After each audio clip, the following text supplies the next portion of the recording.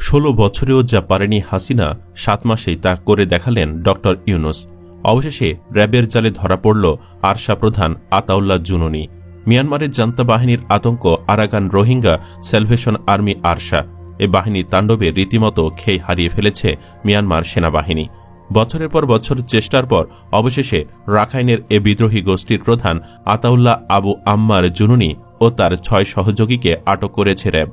প্রশ্ন হল, এত চালাক হয়েও কিভাবে ধরা খেলেন আতাউল্লাহ? তারই বিস্তারিত থাকছে ভিডিওতে। থাকছে আরও কিছু অজানা তথ্য। আরাকান রোহিঙ্গা স্যালভেশন আর্মির প্রধান আতাউল্লাহ, পুরো নাম আবু আম্মার জুনুনি। জন্ম 1977 সালে পাকিস্তানের করাচিতে। বাবা গোলাম শরীফ। 7 ভাই ও 2 বোনের মধ্যে অষ্টম তিনি। 6 বছর বয়সে চলে যান সৌদি আরবের রিয়াদে। ইসলামী শিক্ষায় উচ্চতর ডিগ্রি নিয়ে শিক্ষকতা করেন মক্কা ও রিয়াদে। 2013 সালে আরশার প্রধান হিসেবে যোগ দেন। অনেকে অভিযোগ করেন তিনি মিয়ানমার জান্তা সরকারের সৃষ্টি। 2017 সালের 25 আগস্ট মিয়ানমার সেনাবাহিনীর তল্লাশি চৌকিতে হামলা চালায় আরশা।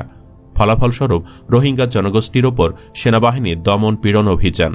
এর জেরে নিজ দেশ ছেড়ে বাংলাদেশে পালিয়ে আসে প্রায় 9 লাখ রোহিঙ্গা। তবে রোহিঙ্গা বিদ্রোহী গোষ্ঠীর সমর্থকদের কাছে এ আতাউল্লাহ নিজেকে একজন মুক্তিকামী সৈনিক হিসেবে পরিচয় দেন। তিনি সৌদি আরবের বিলাসবহুল জীবন ছেড়ে রোহিঙ্গাদের অধিকার আদায়ে লড়াইয়ে নামেন। বিপরীতে সমালোচকরা মনে করেন তার বেপরোয়া সিদ্ধান্তে বিদ্রোহের কারণে কয়েক লাখ রোহিঙ্গার জীবন বিপর্যস্ত। ফলে তিনি রোহিঙ্গাদের জন্য অভিশাপ। গণমাধ্যমের এক সাক্ষাৎকারে মিয়ানমার ভিত্তিক স্বতন্ত্র বিশেষজ্ঞ রিচার্ড হর্সি বলেন, আতাউল্লাহ খুবই ক্যারিশম্যাটিক।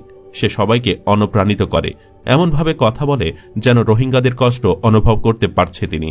ধারণা করা হয় 2017 সালের 25 আগস্ট রাখাইনে পুলিশ চেকপোস্টে আতাউল্লাহর নির্দেশেই হামলা চালিয়েছিল আরশা। এরপর সেনাবাহিনীর হত্যাযজ্ঞ থেকে বাঁচতে বাংলাদেশে পালিয়ে আসে লাখ লাখ রোহিঙ্গা।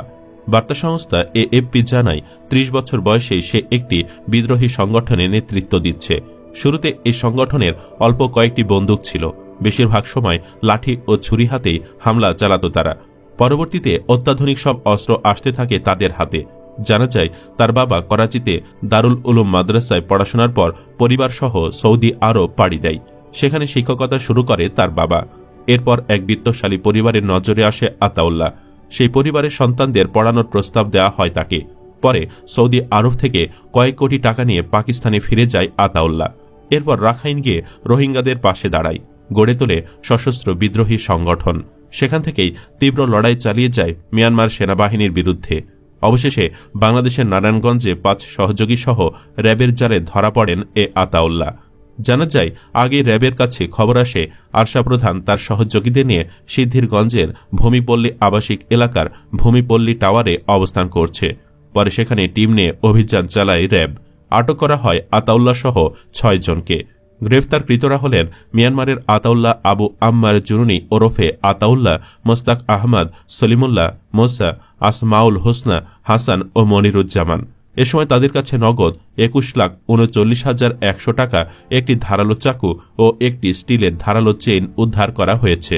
মামলা সূত্রে জানা যায়, আরাকান রোহিঙ্গা বিদ্রোহী স্যালভেশনের গ্রেফতারকৃত সদস্যরা নারায়ণগঞ্জ ও ময়মনসিংহে নাশকতা ও অপরাধমূলক কর্মকাণ্ড পরিচালনার উদ্দেশ্যে গোপন বৈঠকে মিলিত হয়েছিল। মঙ্গলবার তাদের নারায়ণগঞ্জ আদালতে নেওয়া হয়। এ সময় মামলার তদন্তকারী কর্মকর্তা তাদের রিমান্ড আবেদন করেন। পরে শুনানি শেষে সিনিয়র জুডিশিয়াল ম্যাজিস্ট্রেট আদালতের বিচারক 2 মামলায় তাদের 5 দিন করে মোট 10 দিনের রিমান্ড মঞ্জুর করেন। এদিন সন্ত্রাস বিরোধী ও অবৈধ প্রবেশ আইনে সিদ্ধিরগঞ্জ থানার পরিদর্শক মোহাম্মদ শাহাদত হোসেন বাদী হয়ে তাদের বিরুদ্ধে মামলা করেন।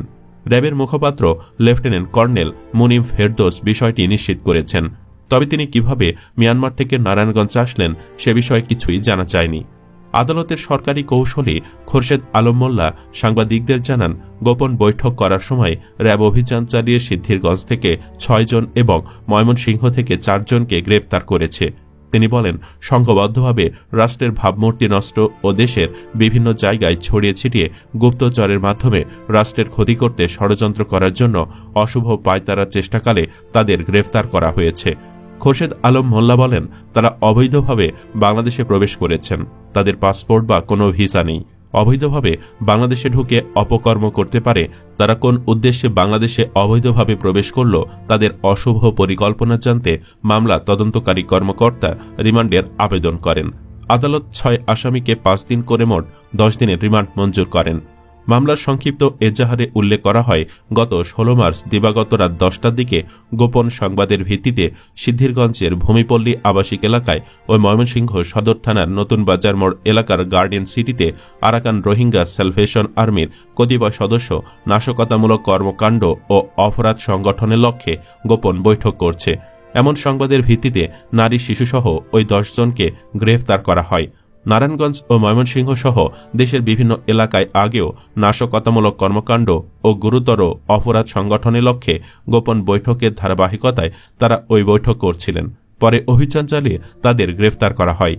এদিকে আতাউল্লাহ জুনুনিকে গ্রেফতার করায় একটা পক্ষ খুশি হলেও অনেকেই নারাজ, কারণ তাদের মতে জুনুনি কোনো সন্ত্রাসী নন, বরং তিনি মুসলিমদের পক্ষে কাজ করেন।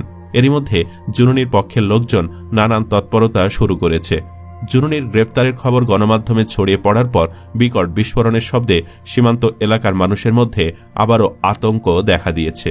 গত রাত 8:15টায় টেকনাফ উপজেলার সাবরাং ইউনিয়নের 5 নম্বর ওয়ার্ডের ডেইলারভিল ও আসারবনিয়া সীমান্তের ঠিক ওপারে মিয়ানমারের মংডু শহরে বিস্ফোরণের বিকট এ শব্দ শোনা গেছে। সাধারণ রোহিঙ্গাদের দাবি, আরশা প্রধানকে আটক করায় ক্যাম্পে অস্থিরতা হতে পারে, তাই তারা বাড়তি নিরাপত্তা জোরদারের দাবি জানান। মিয়ানমারের সশস্ত্র সংগঠন আরশা প্রধান আবু আম্মার আতাউল্লাহ জুনুনির গ্রেফতারের খবর গণমাধ্যমে ছড়িয়ে পড়লে ক্যাম্পের আইনশৃঙ্খলা পরিস্থিতি নিয়ে চিন্তিত স্থানীয় বাসিন্দারাও। ক্যাম্পের অপরাধ দমনে যৌথ অভিযান চালিয়ে অপরাধীদের বিরুদ্ধে ব্যবস্থা নেওয়ার দাবি স্থানীয় জনপ্রতিনিধিরা। কনাফ সাবারাং ইউনিয়ন নয়াপাড়ার বাসিন্দা সাজ্জাদ বলেন, এতদিন সীমান্তে কোনো বিস্ফোরণের বিকট এ শব্দ শোনা যায়নি, কিন্তু মিয়ানমারের সশস্ত্র সংগঠন আরশা প্রধান আবু আম্মার আতাউল্লাহ জুনুনির গ্রেফতারের খবর গণমাধ্যমে ছড়িয়ে পড়ার পর রাত 7টা থেকে বিকট বিস্ফোরণের শব্দ শোনা যাচ্ছে। এতে আমরা আতঙ্কিত। সীমান্ত ও ক্যাম্প এলাকায় যেন প্রশাসনের টহল জোরদার করা হয়। লেদা রেজিস্টার ক্যাম্পের বাসিন্দা আবু মুসা বলেন, রোহিঙ্গাদের মধ্যে যারা আরশা সমর্থন করে তারা সক্রিয় হওয়ার চেষ্টা করছে। এতে যে কোনো সময় বড় কিছু হতে পারে।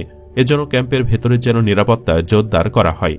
22 নম্বর ক্যাম্পের বাসিন্দা মোহাম্মদ রফিক বলেন, যারা আরশা করেন তার সামাজিক যোগাযোগ মাধ্যম সহ বিভিন্ন জায়গায় প্রতিবাদ ও বিভিন্ন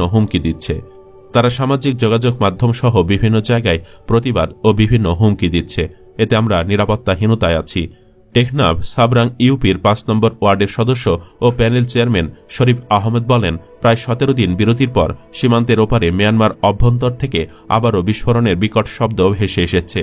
রাত 8টার দিকে আকস্মিক বিস্ফোরণের বিকট এ শব্দ ভেসে আসে। আর বিস্ফোরণের শব্দটি শোনার পরপরই মংডু শহরে আগুন জ্বলতে দেখা গেছে। এখনও এপার থেকে আগুনে লেলিহান শিখা দেখা যাচ্ছে। কক্সবাজারের বিভিন্ন রোহিঙ্গা ক্যাম্প আরশার সদস্য হিসাবে পরিচয়ধারীরা একক নিয়ন্ত্রণ করতে চায় বলে অভিযোগ আছে। ক্যাম্পের বিভিন্ন ব্যবসা বাণিজ্য, সালিশ বৈঠক, মাদক কারবার ও চোরাচালানে তারা কোনো প্রতিদ্বন্দ্বী রাখতে চায় না। তবে রোহিঙ্গা ক্যাম্পের আইনশৃঙ্খলা নিয়ন্ত্রণে মাঝিরা স্থানীয় প্রশাসনকে সহযোগিতা করলে পরে মাঝিদের টার্গেট করে হত্যা করা হয়। সুপ্রিয় দর্শক, আরশা ও আতাউল্লাহ জুনুনিকে মিডিয়া নেতিবাচকভাবে তুলে ধরছে। এ বিষয়ে আপনার ভাবনা কি? আপনিও কি তাদের সন্ত্রাসী ভাবেন নাকি মুক্তিকামী? কমেন্টে জানাতে পারেন মতামত। আর অবশ্যই ভিডিওটি লাইক ও শেয়ার করুন। পরবর্তীতে আরও এমন ভিডিও পেতে চাইলে চ্যানেলটি সাবস্ক্রাইব করুন। আল্লাহ হাফেজ।